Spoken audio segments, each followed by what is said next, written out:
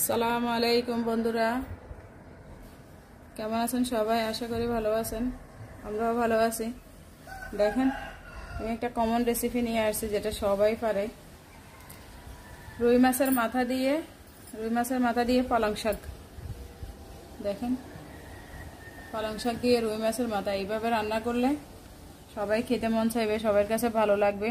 আমার এখানে অনেক কিছু লাগছে, কি লাগছে আপনারা দেখেন আমি কিভাবে করি। আগে এখানে আমি মাছটা ভেজে নিব, মাছের মাথাটা ভেজে নিব। চুলাটা অন করে দিয়েছি, বাতাসে আমাকে অনেক জ্বালাচ্ছে। দেখেন বন্ধুরা, আমার তেল গরম হয়ে গেছে। এখানে আমি মাছের মাথা দিয়ে দিব। বড় বড় একটা রুই মাছের মাথা নিয়েছি, আমি এটাকে ভেজে নিব। আমার মাছের মাথাটা ভাজা হয়ে গেছে, এটা আমি সাইডে রেখে দিই। দেখেন, এখানে কড়াই বসিয়ে দিচ্ছি।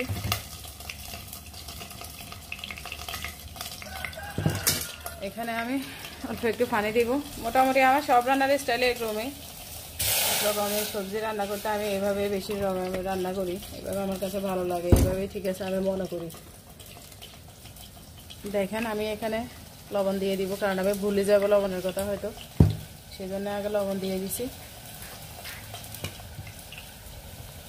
তারপর আমি এখানে লাল মরিচের গুঁড়া দিব,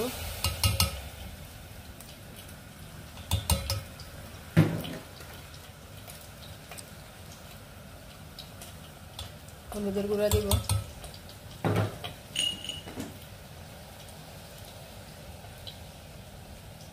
রসুন বাটা দিব এখানে 1 চামচ,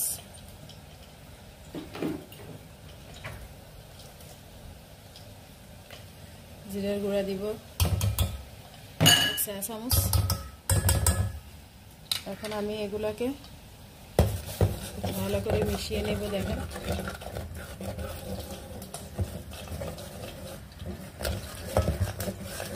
অনেক ধোঁয়া তো, অনেক বাতাস, সেই জন্য হয়তো ভালো করে দেখা যাচ্ছে না। দেখেন, আমার এখানে কষানো হয়ে গেছে। আমি এখানে মাছের মাথা দিয়ে দিব। মাছের মাথা এখনো ফুটছে।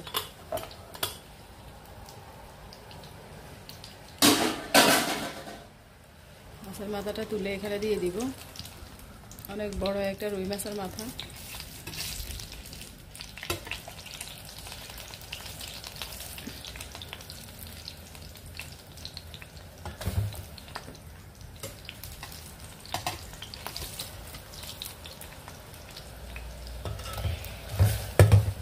সবজি অথবা শাক এগুলো আপনার মাছের মাথা দিয়ে রান্না করলে অনেক ভালো লাগে।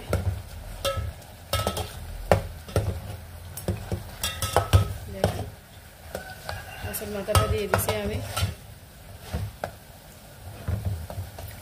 এখন আমি এখানে পালং শাকগুলো দিয়ে দিব, যে পালং শাকগুলো রেখেছি। পালং শাক আপনারা খাবেন, পালং শাক অনেক উপকার। শুধু যারা কিডনি রোগী আছে তারা পালং শাক খেতে পারে না, তাদেরকে বারণ করে ডাক্তার পালং শাক না খাওয়ার জন্য। কারণ পালং শাকে প্রায় 70 ভাগে পানি থাকে। পালং শাক থেকে পানি বেরিয়ে যাবে। আপনারা দেখেছেন আমি পানি এখানে দেই নাই, এখানে পানি আমি দিব না। এই গায়ের পানি দিয়ে আমার শাক রান্নাটা হয়ে যাবে, দেখবেন। আমি এখন ঢাকনা দিয়ে রাখবো, এরপর আমরা ফিরে আসবো। দেখেন বন্ধুরা, আমরা 10 মিনিট এটাকে জাল করছি এই পালং শাকগুলাকে। দেখেন কি সুন্দর রংটা, কি সুন্দর রয়েছে, যেন কচু শাকের মতো কালার, চকচক করতেছে, সবুজ কালার। এখন আমি এখানে কাঁচামরিচ ফালে দিয়ে দিব। অনেকগুলা কাঁচামরিচ ফালে দিয়েছি আমি।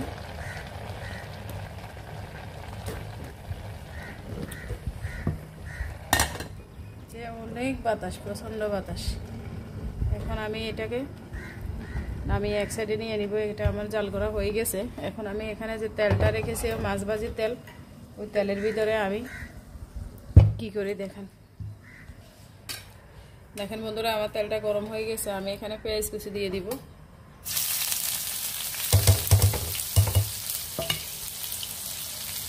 পেঁয়াজ কুচি দিয়ে দিব এখানে। দেখেন, আমি এখানে ধনিয়া পাতা কুচি দিয়ে দিব।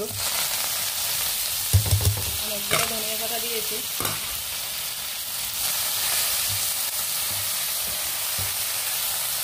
দেখেন বন্ধুরা, আমি এগুলো সার্ভ করার জন্য রাখছি। আর এদিকে আমার এই তেলটা হয়ে গেছে, আমি এখন চুলাটা অফ করে দিব।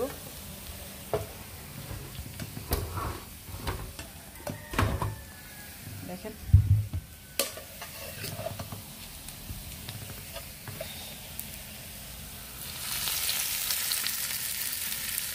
গরম গরম ঢেলে দিয়েছি আমি। এভাবে রান্না করলে আশা করি আপনাদের কাছেও ভালো লাগবে। আপনারা এভাবে রান্না করে খাবেন, দেখবেন অনেক মজা লাগবে।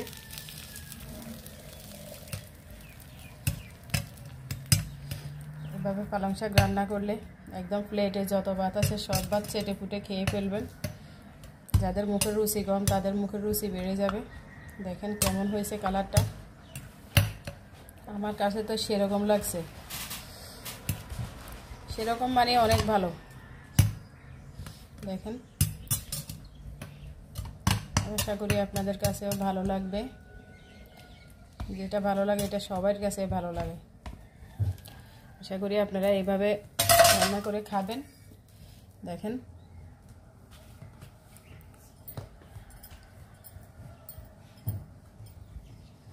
দেখেন কেমন হয়েছে, আশা করি ভালো হয়েছে। যারা প্রথম থেকে আমাদের ভিডিওটা প্রথম থেকে শেষ পর্যন্ত দেখেছেন